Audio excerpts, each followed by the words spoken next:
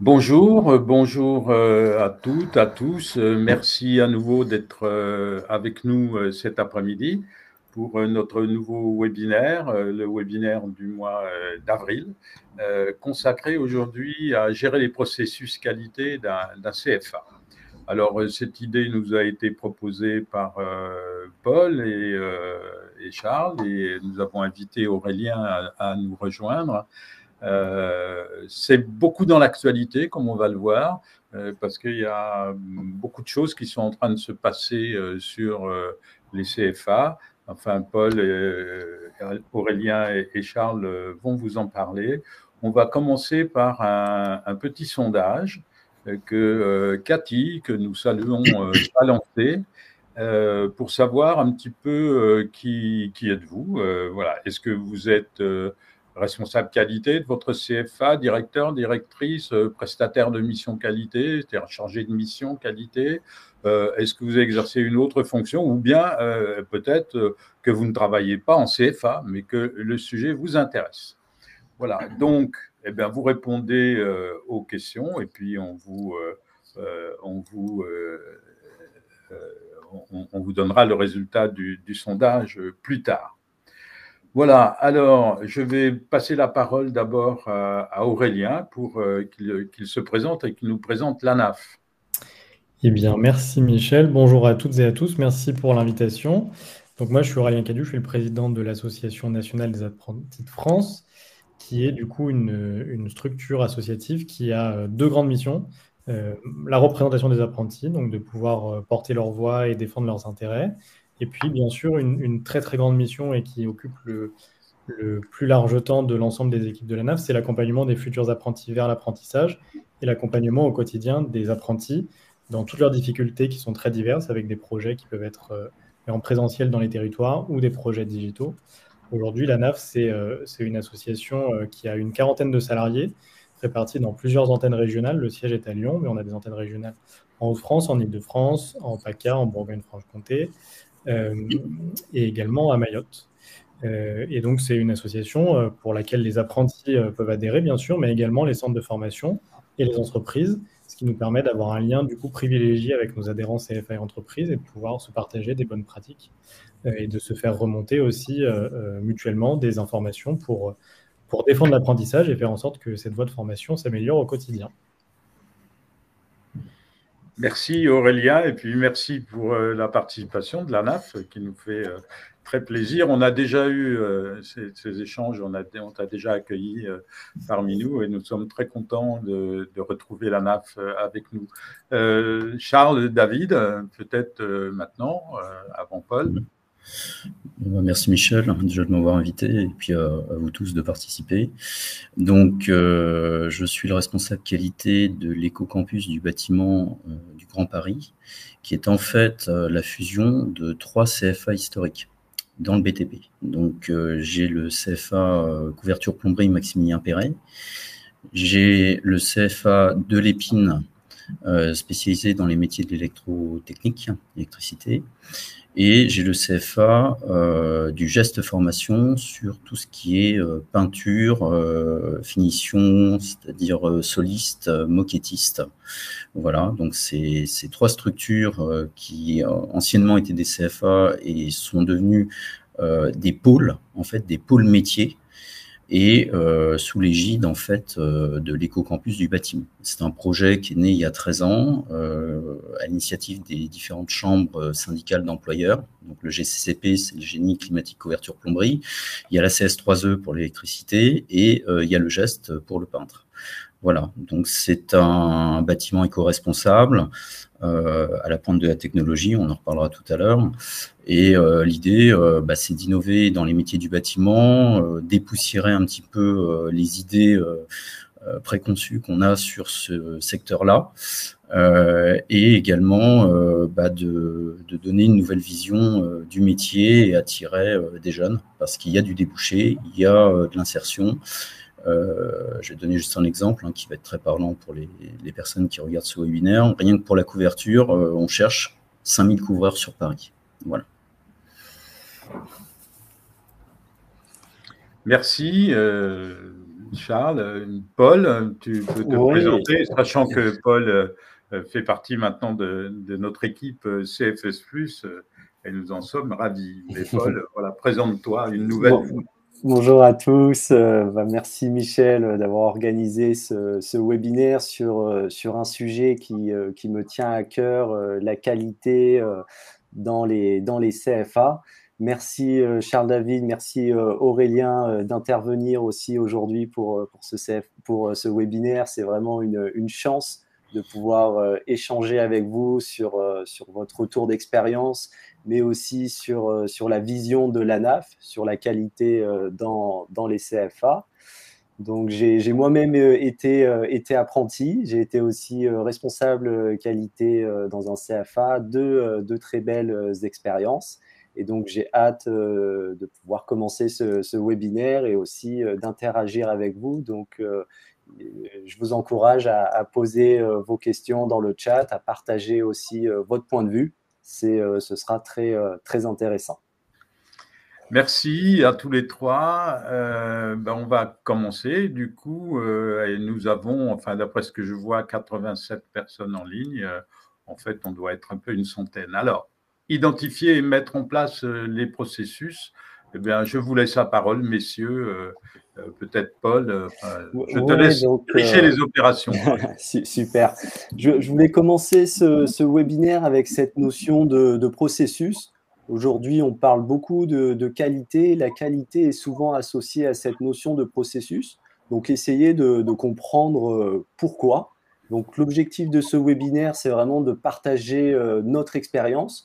Donc, de partager un petit peu avec vous les processus qu'on a identifiés dans nos CFA, comment on a décrit ces processus et comment la mise en place, la description, l'approche processus participe également à la qualité dans un CFA.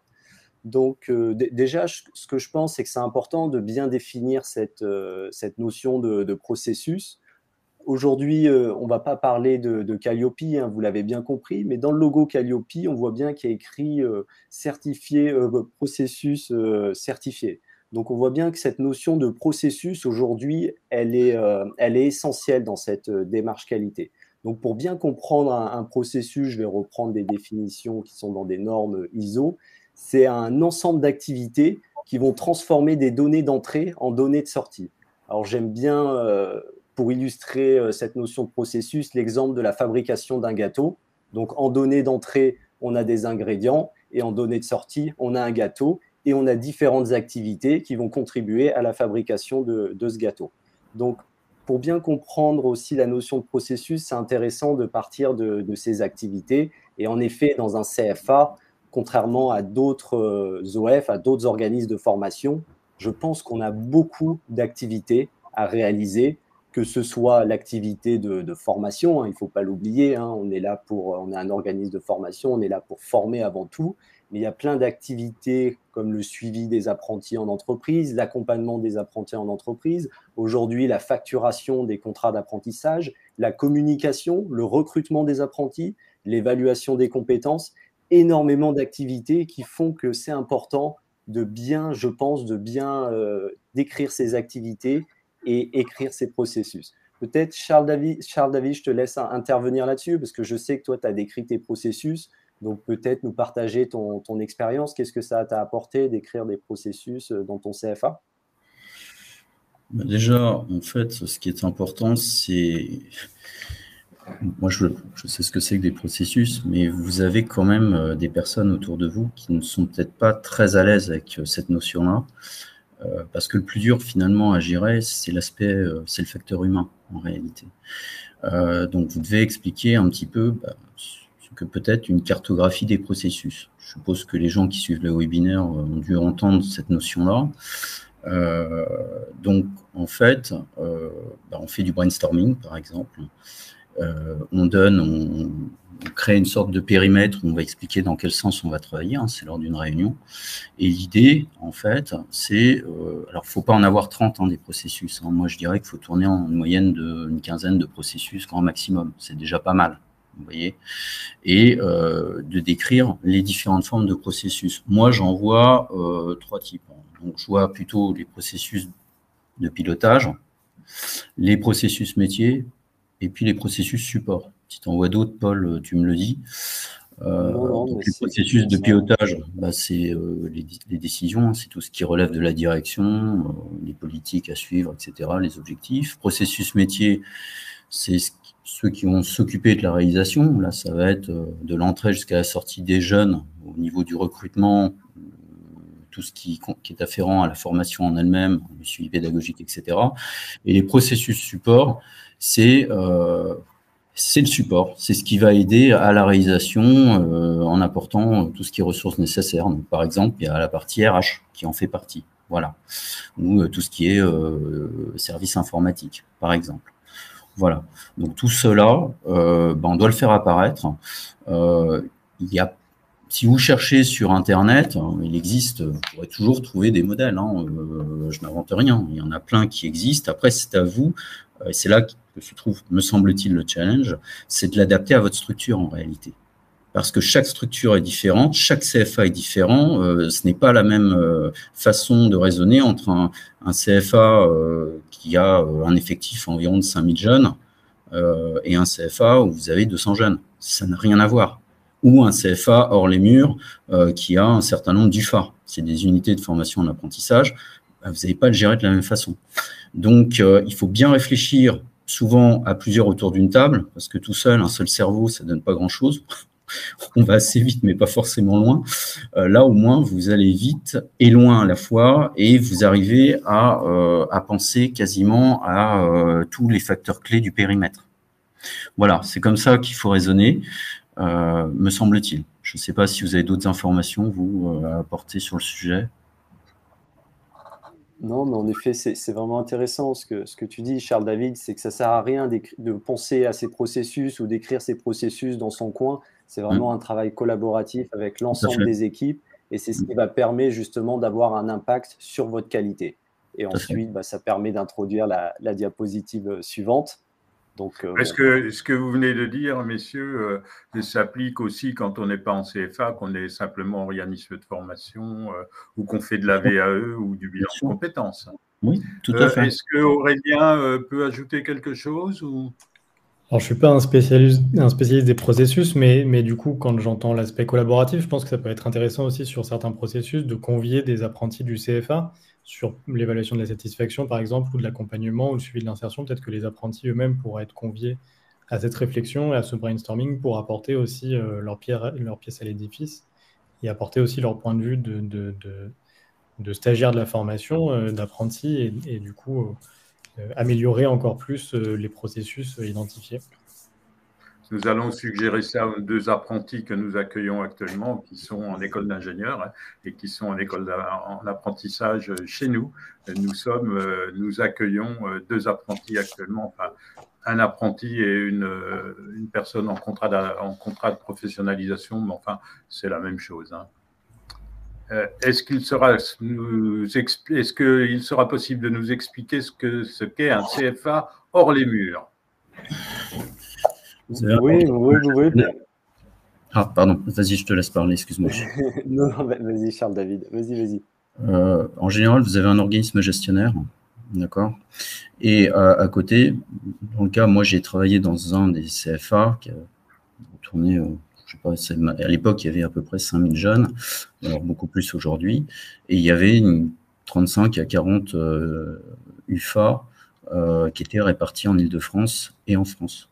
Et donc, l'enseignement, c'est des unités de formation en apprentissage, les UFA, pardon. Enfin, pour moi, voilà, c'est naturel. Unité de formation en apprentissage. Tout à fait. Voilà ce que c'est, Madame Agnès B. Voilà, donc un CFA hors les murs, c'est une unité de formation par apprentissage, c'est ça? C'est ça. Voilà. Alors, je donne l'exemple d'un CFA que nous avons accompagné pour Calliope, nous, qui est un CFA d'une ville. La ville est CFA, mais il y a la responsable du CFA qui travaille à la mairie, mais le CFA, c'est effectivement une unité de formation par apprentissage, donc un CFA hors les murs, qui est le lycée professionnel de la ville. Voilà. Donc, le CFA, c'est bien la ville, hein, c'est le CFA de la ville de Compiègne, pour ne pas le citer. Et puis, c'est un CFA hors les murs, à l'intérieur des murs du lycée professionnel de Compiègne, qui devient unité de formation par apprentissage. Alors, je passe à la diapo suivante. Pardon. Voilà. Donc, voilà, l'objectif de cette diapo, c'était de vous partager un petit peu mon retour d'expérience, mais je pense que Charles David pourra le partager aussi sur l'accompagnement et le suivi des apprentis en entreprise. Donc, c'était une activité dans mon CFA qu'on pensait vraiment très importante et essentielle. Et en effet, elle avait un impact très fort sur la qualité. Donc sur la qualité ressentie par les apprentis, mais également par les entreprises.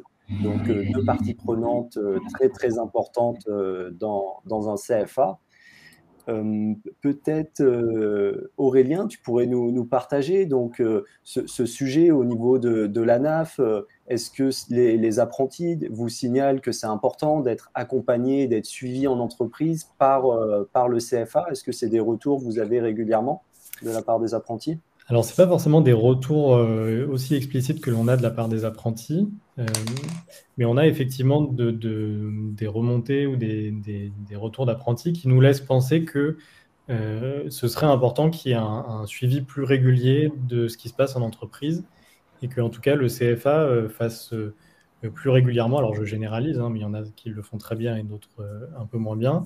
Mais en tout cas, il y a, je pense, ce besoin pour un certain nombre d'apprentis d'avoir un lien plus régulier entre le CFA et l'entreprise en même temps et qu'il y ait une réunion tripartite qui soit régulière et pas uniquement au milieu de la première année, par exemple. Nous, ce que l'on voit, et parce qu'on travaille en ce moment sur les ruptures prématurées de contrat d'apprentissage, un des facteurs de rupture identifiés, c'est la non-préparation des apprentis au monde du travail, et donc des nouveaux apprentis surtout au monde du travail. Et ce qu'on se rend compte, c'est qu'en fait, il y a un certain nombre de contrats d'apprentissage où le jeune démarre en entreprise avant de démarrer en centre de formation, parce que l'employeur, du coup, le fait démarrer un peu avant, parce qu'il a le droit de procéder ainsi. Et des fois, le jeune veut aussi démarrer rapidement. Il y a aussi des fois l'envie d'un jeune de démarrer assez rapidement. Sauf qu'en fait, du coup, il n'y a pas cette phase-là de présence en centre de formation pendant laquelle le CFA peut préparer l'apprenti à l'entrée dans le monde du travail, lui expliquer, lui donner 2-3 petites astuces, le rassurer un petit peu. Et donc, ça peut compliquer un petit peu les premiers jours, les premières semaines en entreprise. Et ce qui nous semble aussi important sur la première visite en entreprise, c'est finalement qu'elle ait lieu assez rapidement. Alors, elle n'aura pas du tout le même contenu que celle qui va être faite en milieu d'année, par exemple, ou au bout de 3 mois. Mais en tout cas, on sait que si ça démarre mal et qu'on ne désamorce pas une situation qui démarre mal, ça peut s'envenimer assez rapidement et amener une rupture de contrat d'apprentissage, ce qui est bénéfique pour personne, hein, ni pour l'employeur, ni pour le CFA, ni pour le jeune. Et que du coup, de prendre la température quand on est centre de formation auprès de l'employeur, de l'apprenti ou des deux en même temps, dès les premiers jours, ça peut permettre justement de s'assurer que tout a bien démarré et voilà, qu'il n'y a pas d'alerte, ou au contraire de se rendre compte qu'il y a un petit grain de sable qui est en train de prendre de l'ampleur, une petite boule de neige qui est en train de prendre de l'ampleur et qu'il faut peut-être faire une visite en présentiel ou en tout cas faire quelque chose pour résoudre un petit peu les petits irritants. Merci beaucoup Aurélien, c'est super intéressant ce que tu racontes. Et c'est vrai que moi, en tant que responsable qualité dans un CFA, dans mes anciennes missions, je me suis vraiment posé la question, donc combien de visites en entreprise on doit réaliser sur un cycle de formation? Est-ce qu'on doit demander des rapports d'activité aux apprentis? Combien on doit en demander? Combien de visites, combien d'évaluations en entreprise on doit faire? Et en fait, c'était intéressant de se poser toutes ces questions, bien sûr, avec les UFA avec lesquels je travaillais. Et en fait, je pense qu'il est important, c'est qu'il n'y a pas forcément de bonnes réponses, mais par contre, c'est important de tracer ce qu'on fait et de décider en amont de réaliser ces visites en entreprise, de prendre une décision sur un cycle de formation. On va réaliser 3 visites en entreprise, de bien les planifier dans l'année et de se tenir à ce qu'on a fait. Et après, à la fin de l'année, de faire le point. En effet, est-ce que c'était suffisant 3 visites en entreprise? Est-ce qu'il en aurait fallu seulement 2, 4? Et c'est là où on est aussi dans cette logique d'amélioration continue. Donc là, on peut imaginer ce qu'on vous présente, c'est un processus. Donc, c'est pour ça aussi, j'aime bien parler de cette notion de processus. Aujourd'hui, il n'y a pas forcément de formalisme qui est attendu quand on décrit un processus, mais vraiment, il doit être compris par vos équipes, par les interlocuteurs avec lesquels vous allez échanger. Et donc, ça, c'est intéressant en amont de planifier les visites en entreprise, les évaluations d'entreprise. Il y a d'autres points aussi qui peuvent intervenir, comme l'évaluation de la satisfaction quand c'est réalisé. Et on utilise souvent en qualité le QQO-QCP, qui, quand, quoi, où, quand, comment. Et l'objectif, en fait, c'est qu'à la fin, notre document réponde à ces différents points. Voilà, peut-être je te laisse la parole, Charles David, sur ce sujet aussi. Oui, alors 3 visites en entreprise, c'est pas toujours facile parce qu'il faut avoir la disponibilité, il faut avoir le formateur qui soit en capacité d'assurer ces visites, il faut lui dégager du temps. Et le temps, c'est pas facile de l'avoir. Pendant le Covid, c'était un petit peu tronqué parce que les gens faisaient des visites à distance, on faisait comme on pouvait. Le problème qui vient régulièrement, c'est le fameux livret d'apprentissage. Parce que nous, dans nos CFA, qui sont assez traditionnels, qui sont des CFA, j'ai oublié de le préciser au départ, historiques, on a toujours fonctionné sur le papier. D'accord ? Donc, c'est les jeunes, dès qu'ils arrivent, ont un livret d'apprentissage en format papier. Et il y a des temps qui sont sur les plannings, tout ce qui est emploi du temps. On appelle ça les groupes de vie scolaire.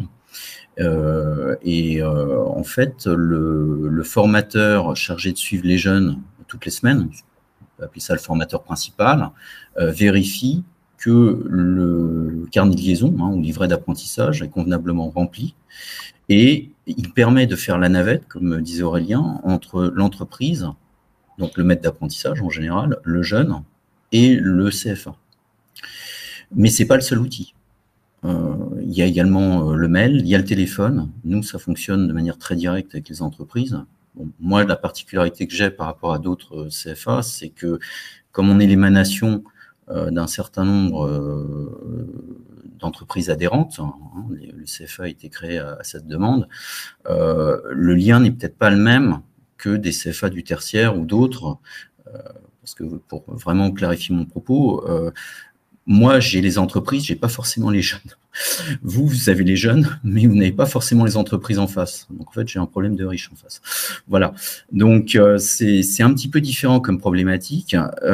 Ensuite, les jeunes savent où nous trouver et viennent nous voir. Il y a un lien de confiance qui se fait, notamment les jeunes, je vais mettre les pieds dans le plat, en situation de handicap, parce que vous en avez forcément quand vous êtes en CFA. Vous avez les formes de handicap visibles. Bon, moi, j'en ai très peu dans le bâtiment, mais il y en a, ça existe. Et les formes non visibles. Et ces jeunes-là, ils peuvent se trouver assez facilement en difficulté. Il faut les mettre en confiance. On a parfois le souci lors des inscriptions aux examens, mais pour les aider, ça part d'une bonne action, de les inciter à demander un tiers-temps. C'est tout bête ce que je vous dis, mais il y a des jeunes qui ont une certaine fierté et qui refusent. C'est un âge où c'est pas toujours facile d'entendre ça. Donc il y a plein de choses et on doit impliquer effectivement les formateurs, les maîtres d'apprentissage, comme le disait Aurélien. Nous on fait des réunions, donc les maîtres d'apprentissage sont réunis en début d'année pour faire remonter leurs demandes. Souvent, c'est aussi des entreprises qui ont déjà pris des jeunes les années précédentes. Et nous, ça nous permet de nous améliorer, puisqu'on est dans l'amélioration continue. Donc, on en tire la substantifique moelle, si je peux me permettre. Et à partir de là, on essaye de trouver des solutions d'amélioration. Ça dépend des secteurs professionnels. Il y en a où c'est plus facile que d'autres où c'est plus complexe. Mais bien sûr qu'on est à l'écoute des jeunes. Voilà, donc... on est quotidiennement prêt à les aider à la moindre difficulté. Donc, nos bureaux sont ouverts. Moi, ma porte n'est jamais fermée et les jeunes savent quand ils ont une demande qu'on est à l'écoute, bien sûr.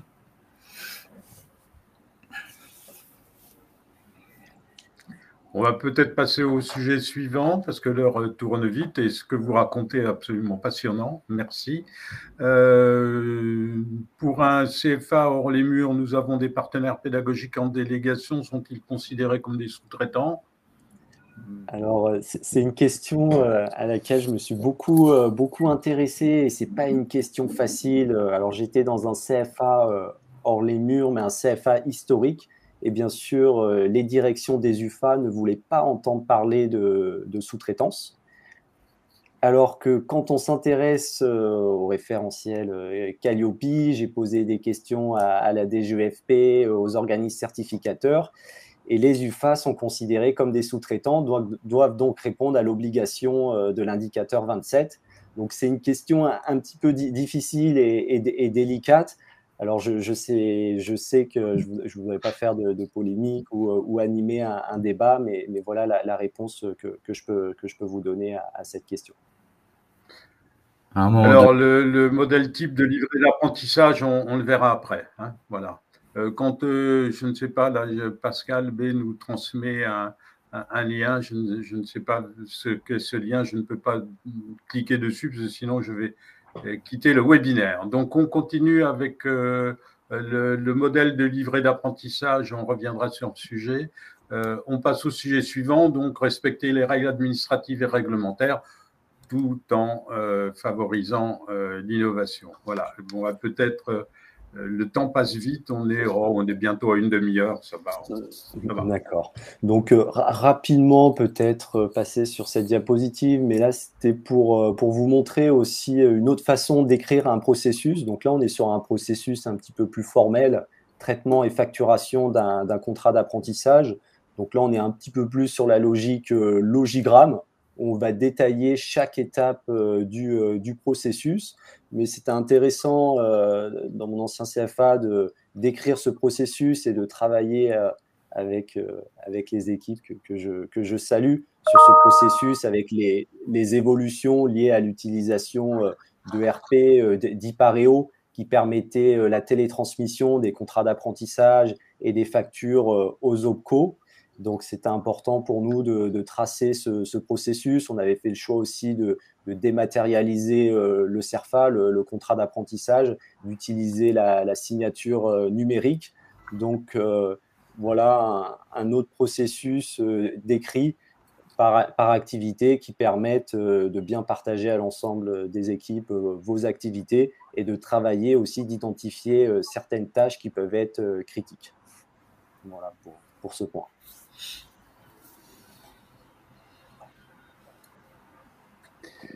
Alors, on passe à la diapo suivante. Ouais. D'accord. Alors, l'engagement jeune, le label alternance. Je te laisse la parole, Charles David, sur ce beau label. Bon. Donc, je vais en parler, effectivement. C'est intéressant, me semble-t-il, pour toutes les personnes qui suivent ce webinaire, parce que c'est une démarche qui est entièrement gratuite. Vous ne déboursez rien. Donc déjà, là, je crois que ça va intéresser. En fait, c'est dans le cadre d'un indicateur, pour le coup, je vais citer Calliope, c'est l'indicateur 30. D'accord. Aurélien faisait référence tout à l'heure aux enquêtes de satisfaction, je suppose, aux questionnaires également, par rapport à l'ensemble des parties prenantes. Donc, vous avez les jeunes, hein, d'accord, les apprentis. Si vous avez des contrats pro, vous en avez. Voilà, les formateurs et les entreprises et les financeurs. Bon, les financeurs, aujourd'hui, on sait ce qu'il en est, peut répondre à l'enquête. Si vous avez une réponse, c'est déjà fantastique. En revanche, ce label est intéressant. Pourquoi? Parce que avant, je procédais, je pense que la plupart des gens faisaient pareil, à des enquêtes sous forme de Forms, si vous avez Office 365, ou Google Forms. Donc c'est bien, vous faites vos enquêtes, vous en sortez à la fin de synthèse, mais voilà, c'est vous qui obtenez vos chiffres, vous envoyez ça à vos jeunes, ils répondent, etc. Là, la différence, et c'est ce que je trouve intéressant, c'est que c'est un organisme tiers. Donc vous n'avez pas la main sur eux. Les enquêtes, à l'origine, quand je les ai contactés, ils n'avaient rien, donc j'ai construit ça avec eux. On est 3 personnes à les avoir construites, de manière à ce que ça soit adapté à l'ensemble des CFA de France. Donc que ce soit dans le BTP, le tertiaire, l'industriel ou autre, les métiers de bouche, c'est possible aussi. D'accord? Et ça donne des éléments de comparaison. L'avantage, c'est que, encore une fois, c'est entièrement gratuit. D'accord? Il suffit de s'inscrire sur cette plateforme, de contacter le monsieur Sébastien Quay, dont vous avez l'adresse mail en bas, me semble-t-il, sur la slide, et vous vous inscrivez. Vous allez avoir accès à une plateforme de pilotage, d'accord, une console sur laquelle vous pouvez générer des mails, des modèles de mails pour les jeunes pour qu'ils répondent à ces enquêtes, par exemple, ou des QR codes. Moi, je fonctionne en QR code. Je le fais afficher sur les écrans que j'ai au sein du CFA. Les jeunes scannent le QR code avec leur téléphone portable, parce que les miens n'ont pas tous un ordinateur portable. En revanche, ils ont tous le smartphone dernier cri, on va dire. Et ils le scannent, ils arrivent sur l'enquête, ils y répondent, et ça remonte automatiquement dans mes stats. Donc, je vous rassure tout de suite, parce que je sens que la question va venir. Au niveau RGPD, tout est respecté. Le jeune n'est absolument pas obligé de donner son identité. Par contre, on demande quand même une adresse mail pour éviter qu'ils y répondent 2 fois et que ça modifie les stats. Voilà. Tout a été vu au niveau... je crois que j'avais échangé avec eux dessus au niveau juridique, donc il n'y a pas de souci, tout est carré.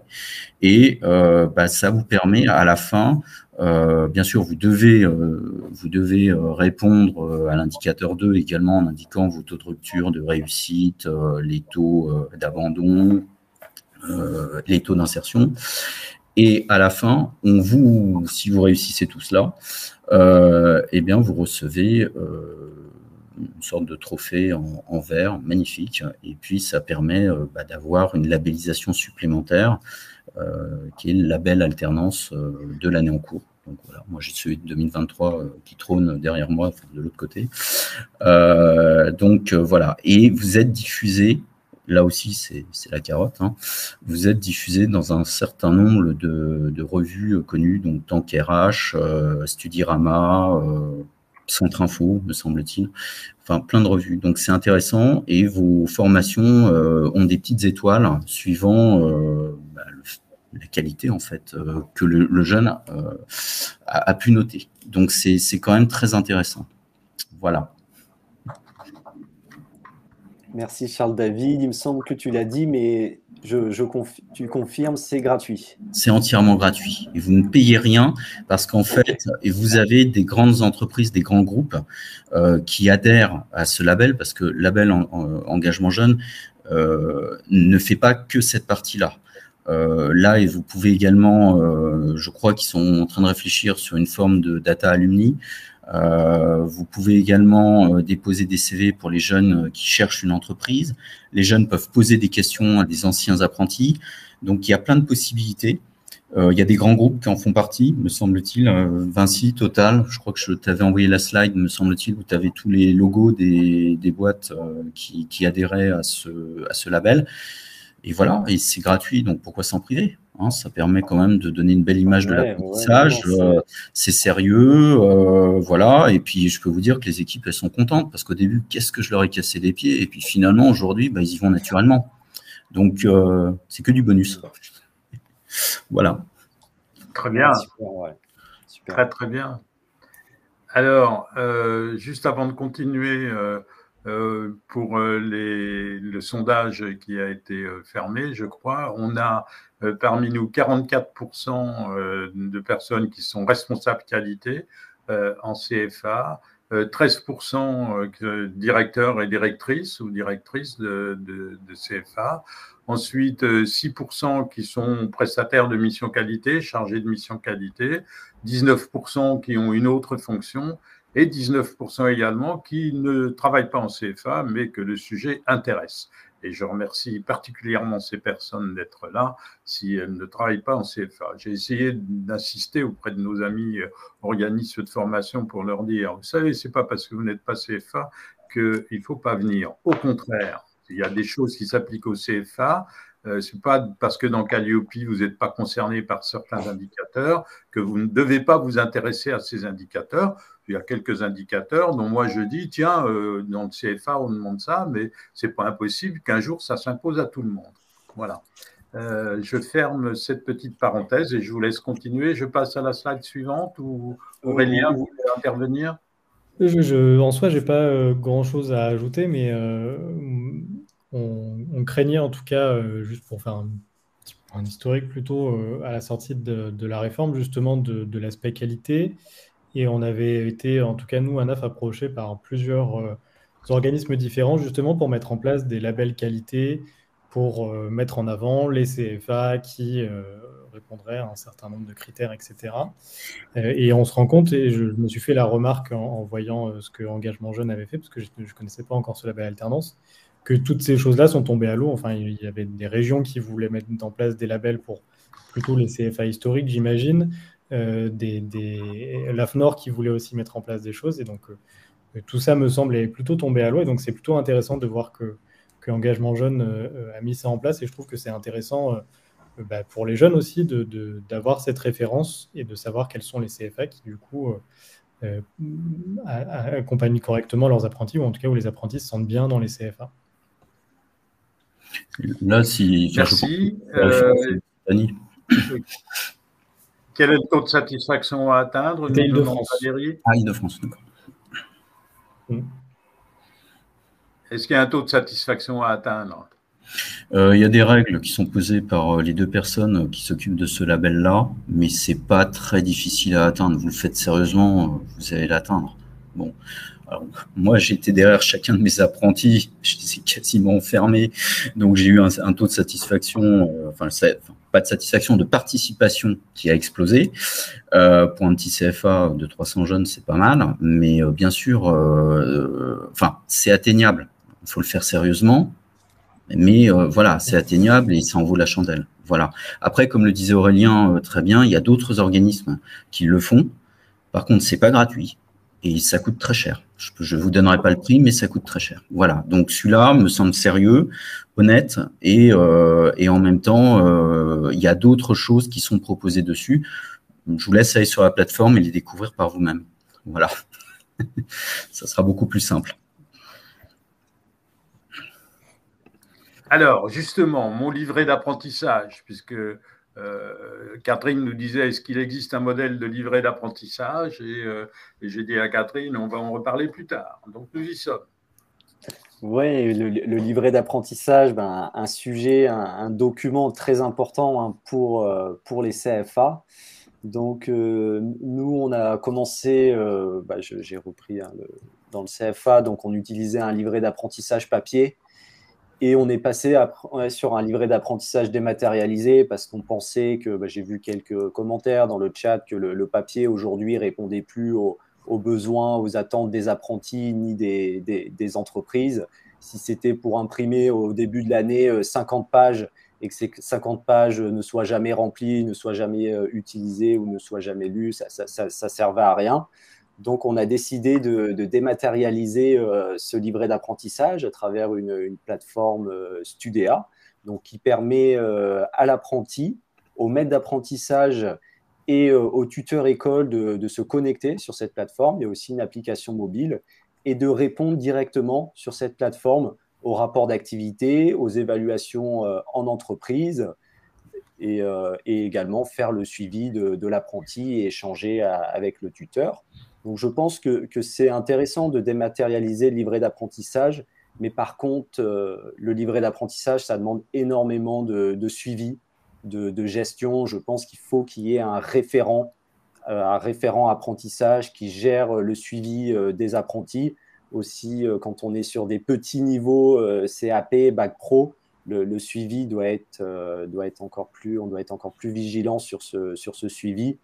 Et au quotidien, ça demande de la vérification, si les rapports d'activité ont bien été remplis, si les évaluations aussi.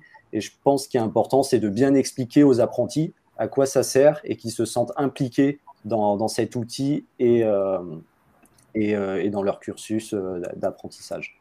Voilà. Très bien, la réponse à la question. Qui a développé le label dont on a parlé avant, Charles? Alors, je ne sais plus le nom exact. Alors, je connais les 2 personnes. Il y en a un, c'est le numéro 3 en DRH de Siemens, c'est monsieur David Alexandre Gava, et l'autre personne est un développeur qui travaille, je crois, chez Proaxiance. Ce sont 2 personnes, mais il faut qu'ils aillent sur le site, il y aura tout le détail. Là, je me souviens plus sur le moment, je vous avoue. Mais vous avez toutes les informations. Vous irez voir. Voilà. Ouais. Voilà. On passe à la slide suivante, Paul. Aurélien, tu voulais dire quelque chose? Vous avez intervenir. Moi, je trouve que le livret d'apprentissage, c'est un vrai sujet et je pense qu'il n'y a pas une réponse unique à la forme du livret d'apprentissage, puisque effectivement, en fonction des secteurs d'activité, on pourra certainement pas adopter le même type de livret d'apprentissage. Je pense qu'effectivement, le format papier a quand même son intérêt et il risque quand même de perdurer dans certains secteurs où on ne peut pas forcément avoir son téléphone ou son ordinateur. Et je pense que ce qu'il faut garder à l'esprit, c'est que pour que le livret d'apprentissage soit complété consciencieusement, parce que c'est ça l'objectif. Enfin, moi, j'ai été apprenti et j'ai un employeur qui mettait RAS toutes les semaines. Ça n'apporte rien de constructif de mettre RAS toutes les semaines et d'imposer sa signature en bas. Bon, j'étais pas encore président de NAF, donc je pouvais pas lui faire remarquer spécialement à l'époque, mais c'est important que ce soit facile et pratique pour le jeune et pour l'employeur pour qu'il se l'approprie et qu'il prenne le temps de remplir ça consciencieusement.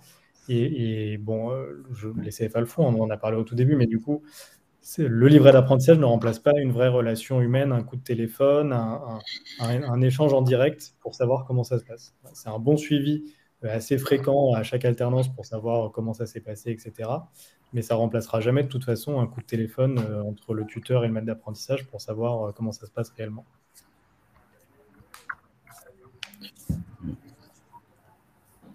En fait, si je puis me permettre, donc il y a l'avis de groupe, c'est ça dont je parlais tout à l'heure, qui permet une fois par semaine de suivre sur chacune des sections que le livret d'apprentissage est convenablement rempli et que tout roule au niveau du jeune dans sa relation avec l'entreprise.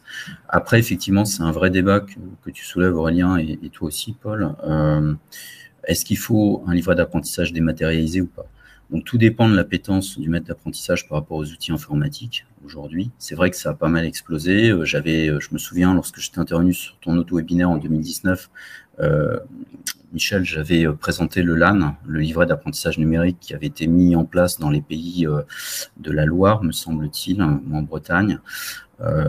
Et effectivement, c'était la volonté, je crois, d'Acto de le développer. Mais il fallait compter en moyenne, je vous dis à l'époque, ça a peut-être changé au niveau des tarifs, 7 à 10 euros par jeune, ce qui est quand même pas donné.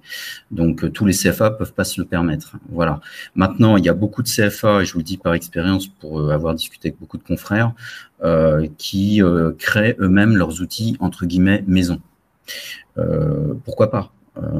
À partir du moment où vous avez quelque chose qui tient la route, là je connais un CFA du bâtiment qui est dans un autre secteur que le mien, ils ont créé tout un système maison qui permet en fait très rapidement au maître d'apprentissage, même sur un chantier, de cocher un certain nombre de réponses proposées et à la fin d'avoir un petit encart où il peut personnaliser une réponse, si vous voulez, libre, et ajouter une photo même de la réalisation du jeune sur le chantier, mettons. Vous voyez, si le jeune réalise une pièce, il peut la photographier et l'intégrer, et montrer comme ça les différents avancements. Voilà, et c'est validé par le jeune, par le maître d'apprentissage et le formateur qui les suit ou qui est le tuteur au sein du CFA, celui notamment qui fait les visites d'entreprise. Voilà.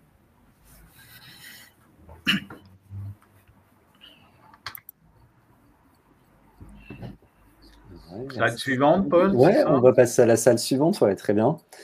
Donc, on va refaire un lien avec la qualité, cette notion d'amélioration continue, reprise par tous les référentiels qualité, l'indicateur 32 de Calliope.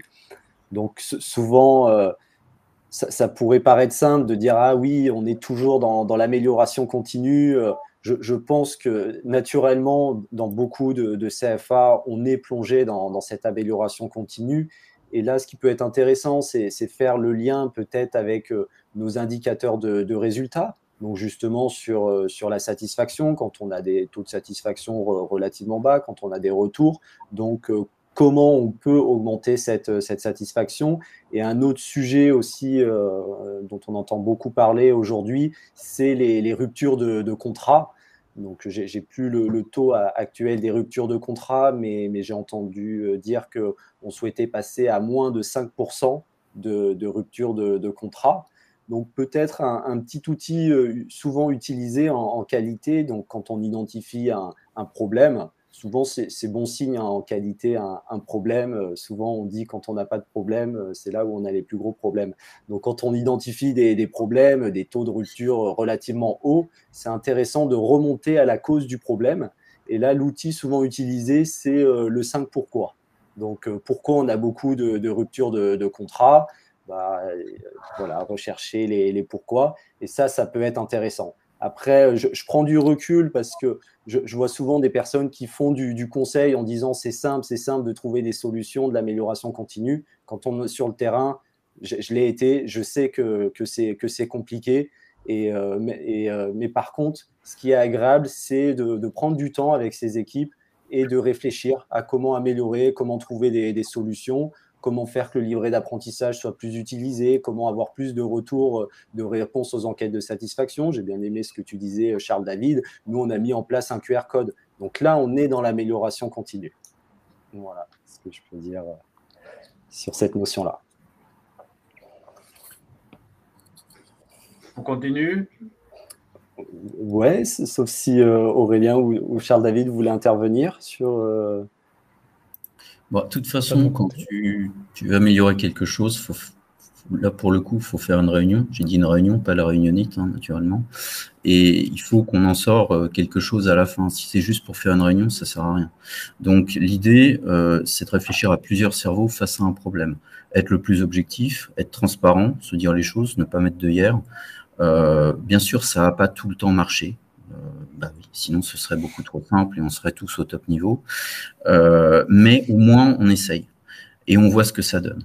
Non, tu as raison. Alors il y a effectivement la méthode des pourquoi. On appelle ça aussi l'arbre des causes. Pour ceux qui connaissent, c'est tout à fait possible et envisageable. Après, ça dépend du public que tu as en face de toi. Ça dépend du niveau des formateurs aussi. C'est pas pareil si tu as des mecs qui sont doctorantes en face que des gars qui ont un CAP ou un petit peu au-dessus et qui enseignent. Parce qu'il y en a qui décrochent très très vite. Pour te donner un exemple, et ça va peut-être parler à Michel également, moi je schématise beaucoup. Je crois que c'est Confucius qui disait, me semble-t-il, qu'une image vaut 1000 mots. Bon, voilà. Donc, si tu mets 10 pages de texte alors que tu peux le résumer en une image très claire, très précise, pourquoi pas, vous voyez? Parce que les gens n'ont pas le temps, les gens ne lisent plus aujourd'hui, ou le moins possible. Donc, il faut que ce soit très percutant, très impactant dès le départ. Sinon, ça décroche. Et pas uniquement les jeunes. Donc, voilà. Ah oui, heureusement. C'est vrai. Donc, un autre sujet sur la digitalisation, on en parle de plus en plus. Donc, peut-être Charles David, je te laisse présenter la réalité virtuelle que tu es en train de mettre en place dans ton CFA, donc pour des formations. Oui, donc effectivement, livret d'apprentissage numérique, on vient d'en parler. Donc il y a un monsieur, je crois, qui dans le chat, alors c'est pas remonté en favori, c'est peut-être un bug, qui disait que pour certaines entreprises, niveau artisanat, préféraient le papier, me semble-t-il, à trop de contraintes en numérique pour eux. Bon, c'est vrai que les auto-entrepreneurs, enfin ceux qui ont le courage de prendre un apprenti, qui sont tout seuls sur le terrain, c'est compliqué. On va pas se voiler la face, c'est vrai. Donc il faut les aider, il faut parfois les accompagner. Mais je crois que le papier, c'est jusqu'à 2024, non? Il n'y a pas quelque chose qui est sorti au niveau de la transition énergétique, de tout cela, messieurs? Bon, bref. Donc effectivement, bon. Le livret d'apprentissage numérique, faut accompagner doucement, ça va prendre du temps, faut éviter que les gens aient des freins. C'est un petit peu, voilà, on va y arriver, mais ça prend du temps. J'entends parfaitement. La réalité virtuelle. Excuse-moi, Charles David. Oui. Je voulais profiter de rajouter un dernier petit point sur le livret d'apprentissage numérique aussi.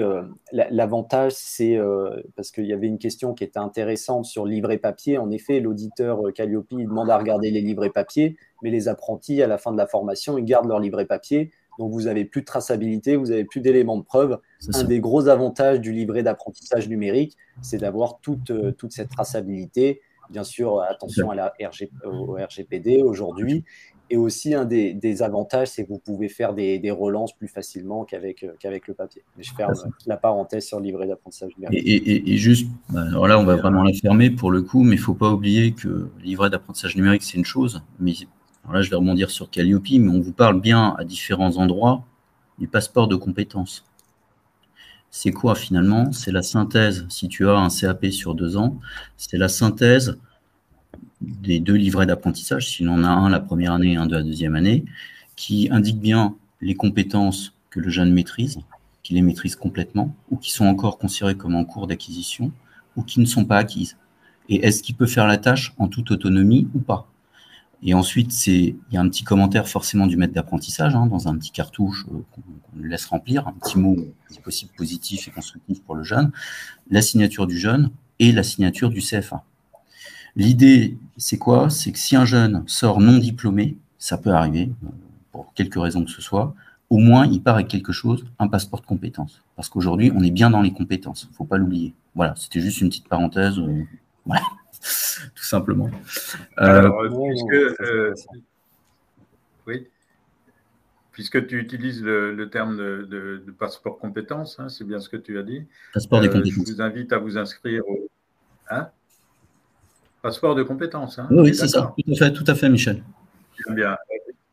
Je vous invite à vous inscrire au webinaire du mois de mai avec Laurent Durin et Sabrina Dougados, parce que nous allons en parler du passeport de compétences qui sera géré par la Caisse des dépôts. Donc, c'est un sujet en soi et un sujet important. Voilà. Je ferme cette petite parenthèse. Alors bon, une petite remarque de Stéphane qui nous dit malheureusement beaucoup d'entreprises au niveau artisanat préfèrent par faciliter le papier car trop de contraintes pour le numérique pour eux. Voilà. C'est une remarque qui est certaine. On a ERP, c'est... Alors, ERP, c'était un petit point sur les logiciels de gestion, parce que j'imagine que beaucoup d'entre vous utilisent aujourd'hui un logiciel, le plus connu, Ipareo. Et c'est vrai que les logiciels aujourd'hui de gestion, ils permettent de faciliter certaines activités. Donc là, on va être plutôt sur des activités de gestion des contrats, de facturation. Mais c'est aussi intéressant, j'ai vu qu'il y avait des discussions autour d'Ipareo, donc c'est intéressant aussi, ça permet de faciliter et digitaliser certaines activités, tous ces logiciels. Je fais juste une parenthèse. Est-ce que le passeport de compétences est une obligation pour un CFA? Avant de donner la parole à Charles David et Aurélien sur le sujet, je rappelle quand même qu'au bout d'un apprentissage, il y a forcément une certification RNCP, n'est-ce pas? Il n'y a pas d'apprentissage sans titre RNCP au bout. Voilà. Alors, donc là, il y a bien France Compétences qui intervient et au bout d'un RNCP, il y a forcément un passeport de compétences et les passeports de compétences vont être gérés par la Caisse des dépôts. Donc, c'est le sujet que l'on traitera au mois de mai. Enfin, c'est un des sujets que l'on traitera avec Laurent Durin. Voilà. De la Caisse des dépôts. Est-ce qu'il y a une obligation pour les CFA, du coup? Moi, je sais qu'en audit, on me l'a toujours demandé. Mais après, je ne sais pas chez les confrères comment ça se passe. Voilà, ils nous demandaient si on en déployait un, enfin, si on en donnait un aux jeunes. Nous, c'est le cas. Mais après, voilà, je ne sais pas chez les confrères comment c'est fait partout. Là, j'utilise ce terme de passeport de compétences parce que maintenant, ça va avoir un sens précis, le passeport de compétences. Chaque personne aura son passeport de compétences comme il a son compte personnel de formation. Et ce sera lié à son numéro de sécurité sociale, etc. Donc, quand une personne aura été déclarée comme ayant été reçue à une certification professionnelle, eh bien, ce sera inscrit automatiquement dans son passeport de compétences. Voilà, donc il y aura forcément une passerelle entre la déclaration à France Compétences des noms, prénoms, de l'identité des personnes qui ont réussi leur examen, et puis après, le lien sera fait avec leur compte CPF et leur numéro de sécurité sociale. Je vous passe les détails. C'est en cours. Hein. Aurélien, peut-être, non? Ou on passe au sujet suivant? On peut passer au sujet suivant. Alors, le sujet suivant est important. Je crois qu'on va pouvoir, c'est notre dernier sujet en réalité, c'est un petit peu l'actualité du moment, les évolutions en cours, et en particulier les obligations réglementaires, le CERFA, etc. Carole Grandjean, donc vous connaissez tous Carole Grandjean, je l'espère. Carole Grandjean est ministre déléguée. Donc, ministre déléguée, c'est au-dessus de secrétaire d'État. Et donc, elle a fonction de ministre. Et la ministre déléguée, elle dépend à la fois du ministre de l'Éducation nationale et du ministre du Travail. Elle est à cheval sur les deux ministères en essayant de rapprocher un petit peu les points de vue de ces deux ministères qui, sur beaucoup de points, sont souvent divergents. Et donc, elle a aussi un travail important qui est en cours sur la réforme des lycées professionnels. Et puis, c'est elle qui a dit donc il faudra probablement augmenter les contrôles qualité, en particulier des CFA. Donc, je vous laisse la parole, messieurs. Ben moi, je veux bien rebondir là-dessus, puisque c'est un du quotidien de la NAF côté représentation, c'est la qualité de l'apprentissage et de la formation par apprentissage, indépendamment de la quantité d'apprentis en France, puisque depuis quelques temps, on entend beaucoup parler du nombre d'apprentis en France qui augmente beaucoup, avec en plus des objectifs à 1 million d'apprentis en France, mais en fait, on entend très peu parler, en tout cas au niveau de l'État et au niveau national, de la qualité de l'apprentissage que l'on veut aussi avoir. Et on a parlé du taux de rupture de contrat d'apprentissage. Il est de 28% actuellement, à plus ou moins 1 point, et c'est quelque chose qui stagne depuis des années. La dernière fois qu'il a été actualisé, c'était en 2019. Le dernier chiffre officiel de la DARES date de 2019. Donc depuis 2019, on ne sait pas comment a évolué ce taux de rupture prématurée de contrat d'apprentissage, alors qu'on a quand même une réforme de l'apprentissage qui est très récente et qui est sortie juste avant, et qu'on a ensuite eu le Covid avec des aides conséquentes et l'augmentation importante du nombre d'apprentis. Et une des phrases de Carole Grandjean, il me semble, à l'Université d'hiver de la formation professionnelle, a été de dire que c'était le quinquennat de la qualité, ce qui en soi est plutôt quelque chose de très positif, puisque, et c'est ce qu'elle nous a dit, nous, à ANAF, quand on l'a rencontré il y a quelques semaines, de dire on a dû travailler à un moment donné sur la quantité d'apprentis en France, et maintenant vient le temps de la qualité. Maintenant qu'on a atteint un certain nombre d'apprentis en France, posons-nous pour travailler sur la qualité. Il doit normalement y avoir d'ailleurs des groupes de travail qui vont être lancés sur la qualité pour savoir qu'est-ce qu'il faut changer, qu'est-ce qu'il faut contrôler. Et donc, c'est des groupes de travail qui doivent être menés par son conseiller normalement fin avril. Donc, on est a priori fin avril.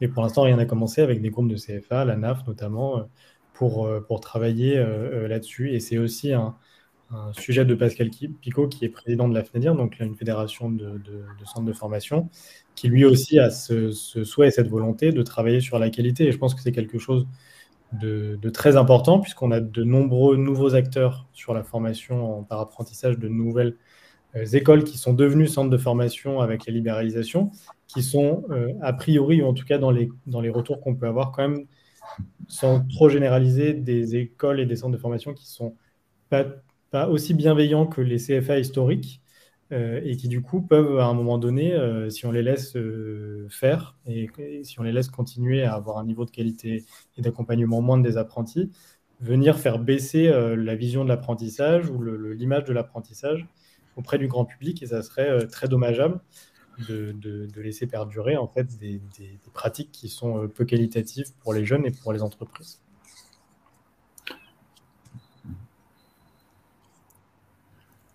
Vas-y, Charles.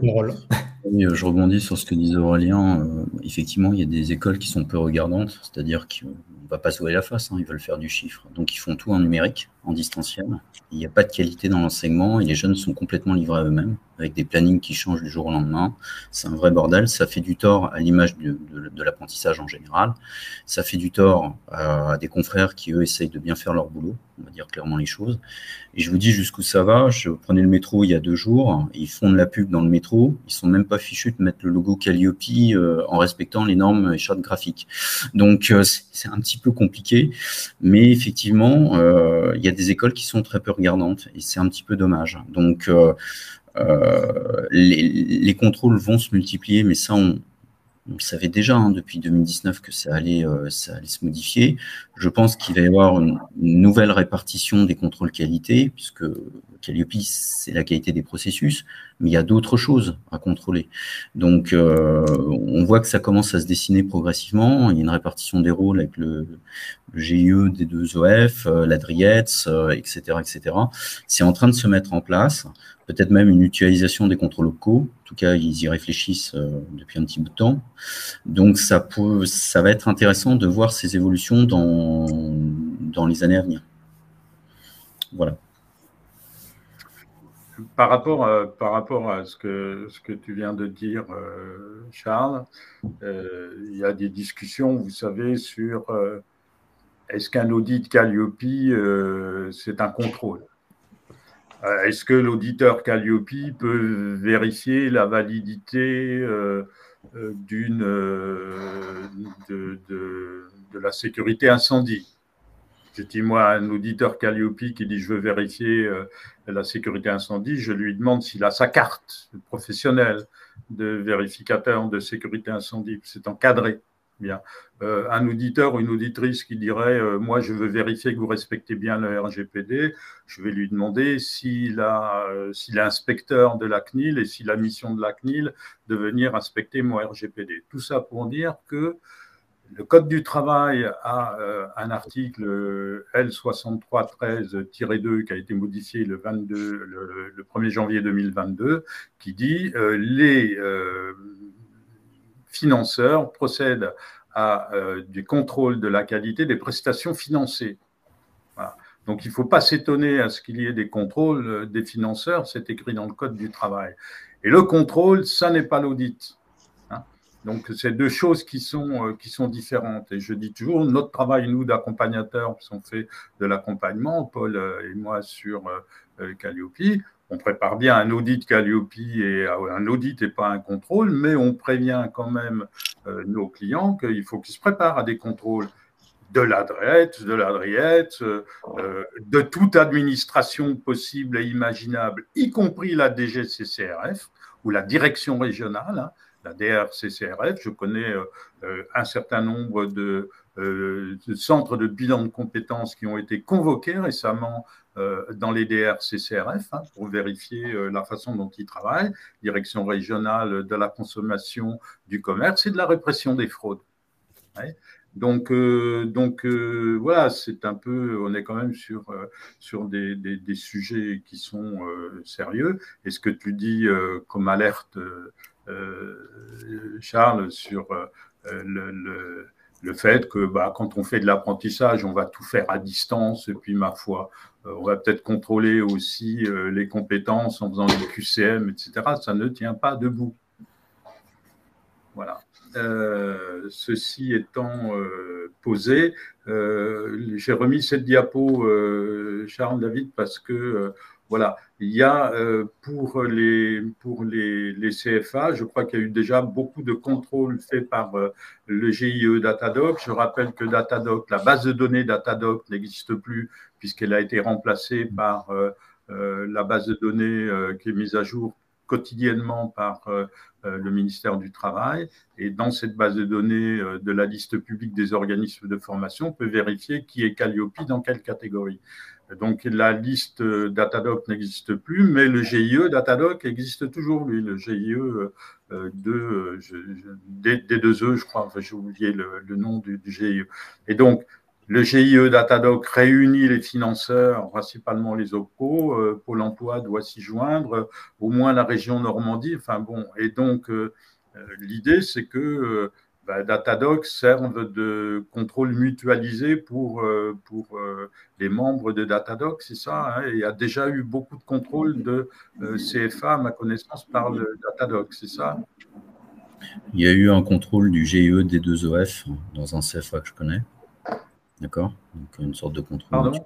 Il y a eu un contrôle effectué par le GIE D2EF dans un CFA que je connais il y a quelques mois de ça. Et derrière, le CFA, à 3 semaines d'écart, s'est pris un contrôle de l'OPCO Atlas. En plus. Voilà. Donc, voilà. Lequel OPCO Atlas, en principe, fait partie du GIE. Donc, voilà, c'est une voilà. Dans cette diapositive, on parle de rupture de contrat. Tu voulais parler un peu de cette question des ruptures de contrat, je crois, Charles? Oui, je rebondis un peu sur ce que disait tout à l'heure Aurélien et Paul en ont parlé aussi. Là, actuellement, la ministre souhaite en fait qu'on puisse mieux tracer cet aspect-là sur les ruptures. Et si vous regardez sur un certain nombre d'OPCO, OPCO Constructis, OPCO Atlas, probablement l'OPCO Acto, pour ne citer que cela, hein, bien sûr, il y a un formulaire auquel vous pouvez avoir accès. Alors, faut le trouver sur la plateforme, où c'est notamment sur les ruptures anticipées de contrat d'apprentissage qu'il faut remplir. Alors, ça n'a pas de valeur juridique, mais ça permet, je pense, de faire remonter en fait auprès des services ministériels, enfin de se faire une idée à peu près au niveau statistique du pourquoi, du comment de la rupture. Donc ça, il y a ça d'un côté, et de l'autre, j'anticipe peut-être, c'est le fameux CERFA qui a changé là récemment pour le contrat d'apprentissage, où des informations supplémentaires sont demandées. Et ça rentre dès à présent, enfin en tout cas pour la prochaine rentrée, il faut le mettre en place. Donc ceux qui ont Ipareo et qui ont les modules en question, ça va être à mon avis intégré ou pré-intégré. Mais pour d'autres, voilà, il faudra absolument le mettre en place, sinon vous serez retoqué par les OPCO. Voilà, donc on vous prévient. Ces points-là sont importants. Je crois que justement, on avait prévu un petit temps d'information et d'échange avec vous pour parler de ça, du nouveau modèle CERFA. Donc, vous avez le détail ici. Et puis, encore une fois, des modalités de contrôle. Et je n'ai pas très bien compris comment ça fonctionne, cette affaire de rupture de contrat, ce qu'on veut faire avec. Je n'ai pas très bien compris ce point encore.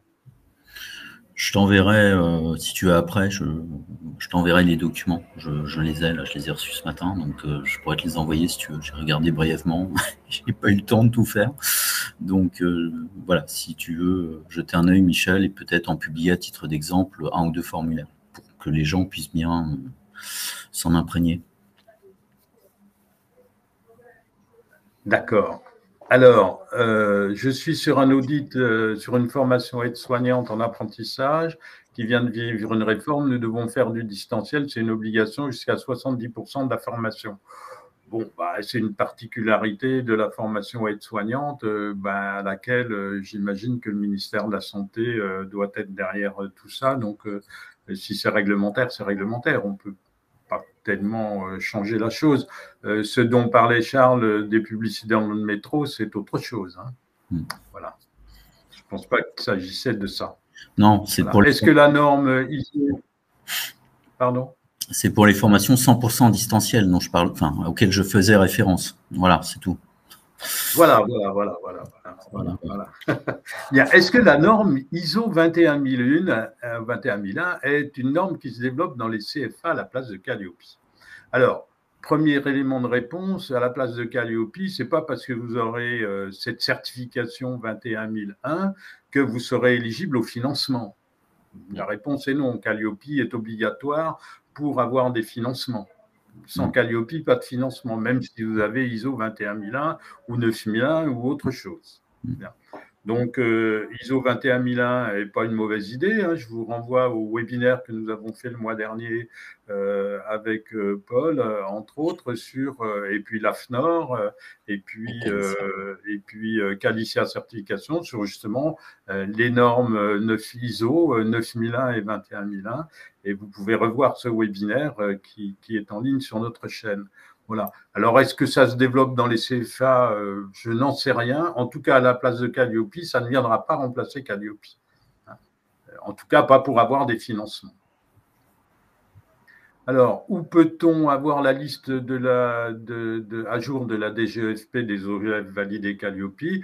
La seule chose que je peux vous dire, c'est que vous allez sur Google, puis vous écrivez liste publique des organismes de formation.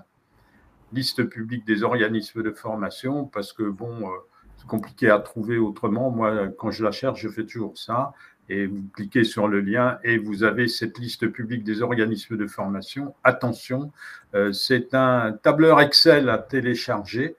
Vous téléchargez ce tableur Excel. Aujourd'hui, il doit y avoir, la dernière fois que je l'ai consulté, il y avait 118 000 organismes de formation. Et à l'intérieur de ce tableur Excel, vous avez les colonnes E, F, G, H ou F, G, H, I, je ne sais plus. Vous avez quatre colonnes qui sont les certifications Calliope. Vous avez donc la première colonne, c'est catégorie action de formation. La deuxième colonne, bilan de compétences. La troisième colonne, VAE. Et la quatrième colonne, apprentissage. Voilà. Et vous trouvez ainsi tous les organismes de formation. Est-ce qu'ils sont certifiés Calliope ou pas? Et dans quelle catégorie? Voilà. Donc, ceci a remplacé la liste Datadoc. Le lien a été mis dans le voilà. chat. Il est vrai. Pardon? Je vous laisse la parole, messieurs. Oui, juste pour info, Michel, je te relaisse la parole. Le datagouv.fr, le lien pour voir la liste des organismes certifiés qui est actualisé régulièrement, a été mis dans le chat pour les gens qui cherchent en fait ce lien. Voilà. Bravo, merci. C'est actualisé quotidiennement. Hein. C'est tous les jours que cette base de données est mise à jour. Voilà. Alors bon, il y a des variations. Hein. On était à 118 000, puis on descend à 115 000, puis on remonte à 116 000. Ce qui est intéressant, parce qu'on dit toujours, on a mis en place Datadoc et puis après Calliope pour faire disparaître les petits et puis laisser le monopole aux gros organismes de formation. C'est vrai que François Hollande, en 2013, disait il y a 55 000 organismes de formation, c'est beaucoup trop, on va mettre en place un système qualité, ça va les réduire.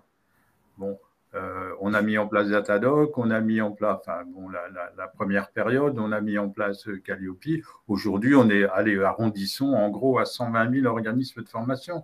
Donc, on est loin des 55 000 de 2013. Donc, si c'était ça l'objectif, c'est un peu raté. Voilà. Je vous laisse continuer parce que je suis bavard, moi, et je m'occupe de ce qui est annexe. Une autre remarque intéressante, il est vrai que l'amalgame audit et contrôle se fait chez nous en vue de l'audit de surveillance dans 18 mois. Les collègues entendent mise en conformité sur une période de conformité. J'ai du mal à faire comprendre la différence, ou alors c'est moi qui ne comprends plus, rassurez-moi. Moi, j'aime bien m'intéresser au audit, ça vient de audir et ça vient de écouter. Donc, un des rôles principaux de l'auditeur, c'est de vous écouter et peut-être pour rassurer vos équipes, de dire « Ah, vous avez la chance le jour de l'audit qu'il y a un auditeur qui est expert, vient vous écouter, donc lui présenter tout ce que vous mettez en place dans votre CFA, mettre en avant toutes vos actions d'amélioration, mettre en avant toutes vos bonnes pratiques. Et justement, cet auditeur, il est là pour vous écouter, pour relever et pour, bien sûr, bon, il doit mener son audit, mais il est avant tout, il est là pour vous écouter, d'avoir un regard extérieur sur ce que vous faites, c'est toujours intéressant.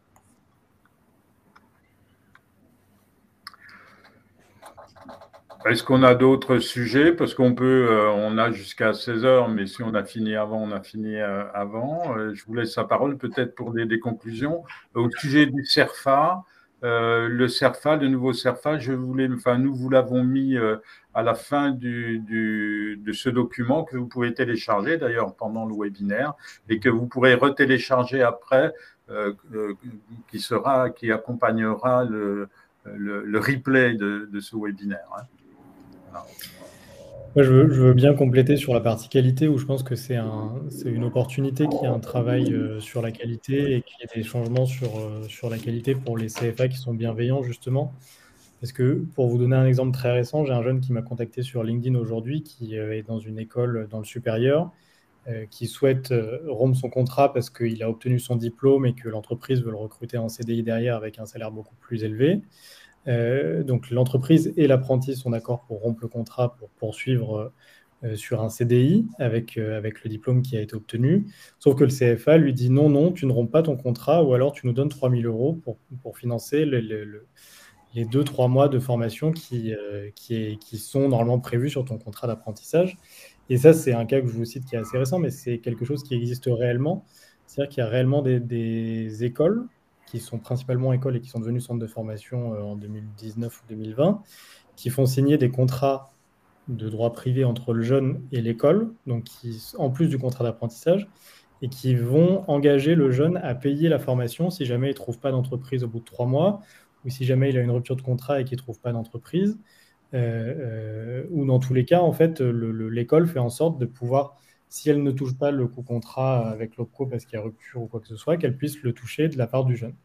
Et donc, pour prévenir justement et pour arrêter ces mécanismes très malsains qui sont pratiqués par un certain nombre de nouveaux centres de formation, je pense que c'est extrêmement important que les CFA historiques et bienveillants voient d'un bon œil et participent justement à la co-construction de tout le travail qualité qui va être mené par le ministère du Travail pour justement évincer un peu ces pratiques qui sont en défaveur du développement de l'apprentissage. Merci. Oui, c'est intéressant comme cas, hein, parce que je ne comprends pas s'il a eu son diplôme, l'apprenti, sa formation est terminée, non? Il y avait une problématique, je ne sais pas si elle est toujours présente, mais c'est que en fait, le prorata en nombre de mois du financement par l'OPCO était entre date de début et date de fin du contrat d'apprentissage. Et que donc, si les cours s'arrêtaient en juillet, mais que le contrat s'arrêtait en septembre, s'il y avait rupture en juillet, finalement, il y avait 2 mois qui n'étaient pas pris en charge par l'OPCO, alors que finalement, il n'y avait aucun cours sur ces 2 mois-là. Et donc, effectivement, un manque à gagner, alors que finalement, il n'y a plus de cours. Et que le CFA, effectivement, a fait toutes ces dépenses financières pour la formation. Je sais qu'il y avait un travail qui était porté par la FNADIR, ça fait maintenant au moins 2 ou 3 ans, pour faire en sorte que le prorata soit fait entre la date de début et la date de fin de la formation et pas du contrat d'apprentissage. Et je ne sais pas, par contre, si ça a évolué ou pas depuis.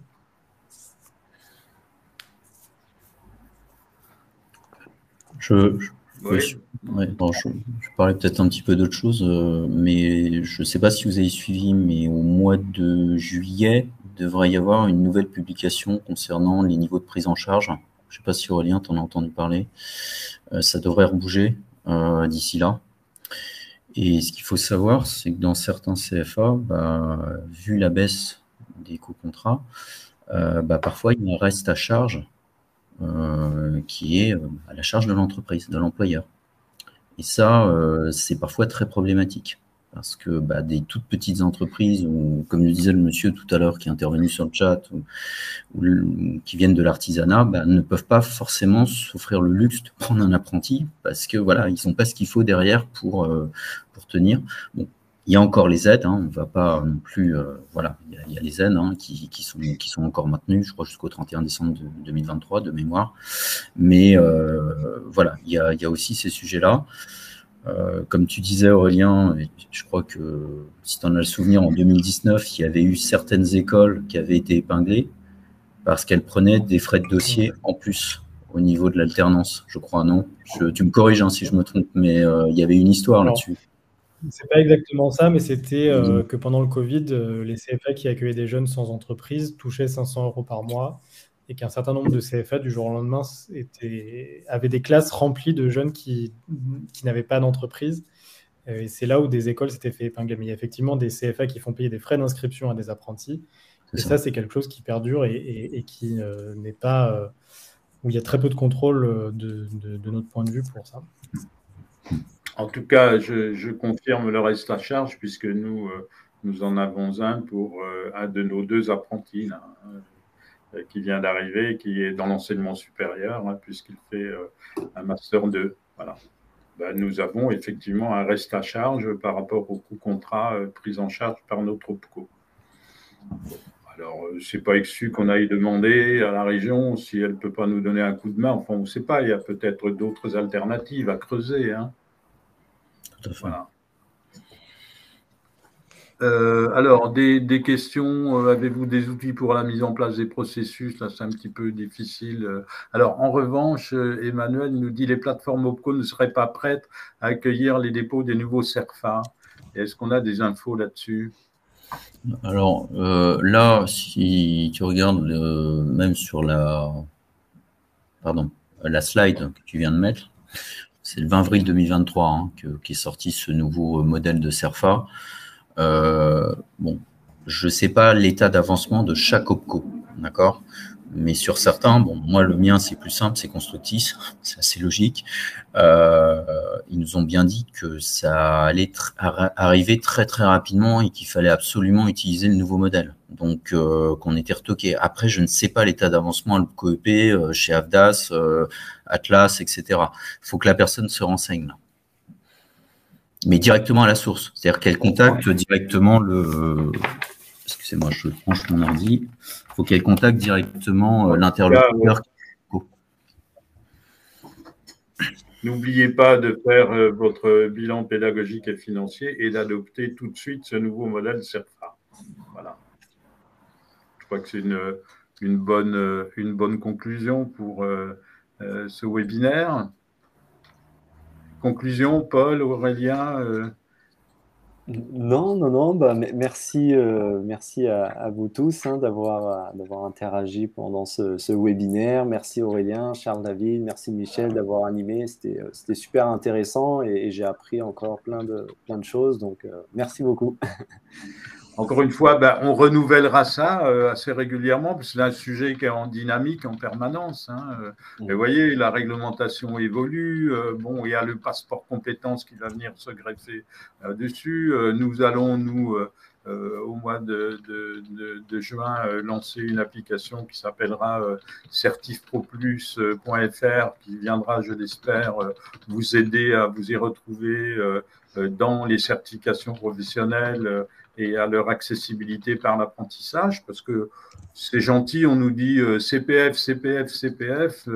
Le CPF est un financement, un moyen de financement d'un moyen d'accès à une certification professionnelle qui est la formation. Il y a d'autres moyens d'accès à la formation professionnelle, et en particulier l'apprentissage qui est la première des voies d'accès, bien avant le CPF. Et donc, il faut qu'on mette ça en valeur, et ce sera le but de notre application certifproplus.fr. On vous en dira plus au mois de juin. Aurélien? Eh bien, merci une nouvelle fois, Michel, pour l'invitation. Merci beaucoup à toutes les personnes qui ont interagi avec nous. C'est très intéressant de faire des webinaires avec des échanges plutôt que d'être uniquement dans de la redescente d'informations. Et puis à toutes et à tous, n'hésitez pas à aller visiter le site de l'ANAF, anaf.fr, à nous solliciter. On est toujours très heureux de pouvoir échanger avec des centres de formation, avec des entreprises sur l'apprentissage pour mener des projets ou juste pour discuter et partager des points de vue. Charles David? Écoute, Michel, merci beaucoup. C'est un plaisir de venir échanger, d'échanger avec des confrères, des collègues, comme Paul Jean, que je ne connaissais pas, et voilà, même avec Aurélien, d'échanger sur des pratiques, sur des façons de faire qui sont différentes d'un CFA à un autre, suivant le secteur professionnel où on est. Effectivement, il y a une très grosse différence entre être sur le terrain et ne pas y être du tout. Moi, je suis confronté à un facteur humain tous les jours. C'est pas toujours évident, c'est passionnant parce que il faut trouver des manières de contourner, de faire adhérer les gens, de les faire porter le projet. Ça a été le cas sur le label alternance, par exemple, où j'avais beaucoup de gens réfractaires et puis finalement aujourd'hui, c'est rentré comme une coutume un petit peu, hein, c'est dans les usages. Donc voilà, ça fait plaisir et on avance comme ça. bon, on n'a pas eu le temps de parler des casques virtuels, mais ça, c'est plutôt du serious games. Voilà, je pense qu'il y a des CFA que ça peut intéresser. Donc, ça peut faire l'objet d'autres choses. Bon, nous, on est venu à ça pour l'éveil technologique, hein, toutes ces choses-là. Et au niveau de l'apprentissage, c'est assez intéressant. Ça ne fait pas tout. Ça ne remplace pas l'humain. Ça ne remplace pas le rapport humain. Néanmoins, on est une génération aujourd'hui qui est très sensible à ce type de gadget, entre guillemets. Et ça permet de donner un petit côté ludique à la formation professionnelle. Et effectivement, ça attire aussi beaucoup de jeunes parce que voilà, beaucoup sont des geeks et recherchent ce type de moyens pour apprendre. Merci pour cette idée de webinaire pour l'automne que l'on proposera à nos amis éventuellement du FOD, qu'on pourrait faire ensemble avec le forum des acteurs de la formation digitale.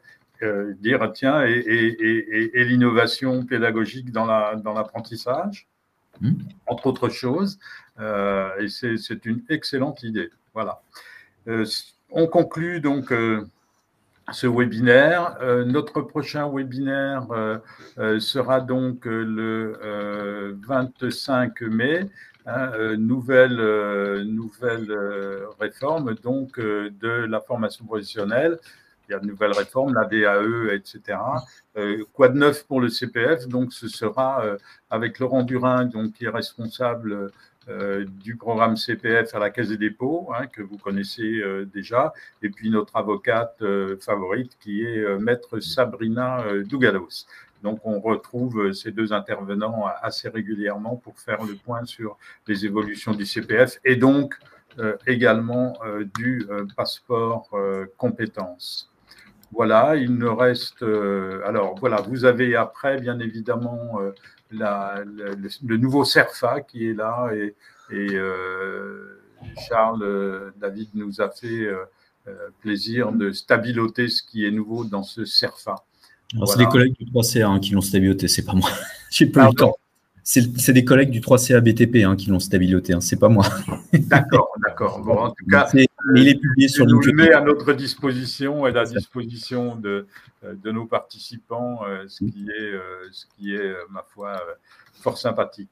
Voilà, vous avez aussi les contacts chez CFS+, Cathy, Sarah, et puis si vous le souhaitez, vous pouvez vous inscrire à la formation que nous proposons sur comment déposer des dossiers de certification chez France Compétences. Nous animons ça avec Isaline Oupol et moi. Isaline qui est en face de moi, qui est maintenant dans notre équipe CFS+, et qui était auparavant chez France Compétences comme instructrice au répertoire spécifique. Voilà, merci à tout le monde, à très bientôt, donc au plus tard, donc au mois de mai, le 25 mai, pour notre prochain webinaire. À bientôt. Merci, au revoir. Au revoir.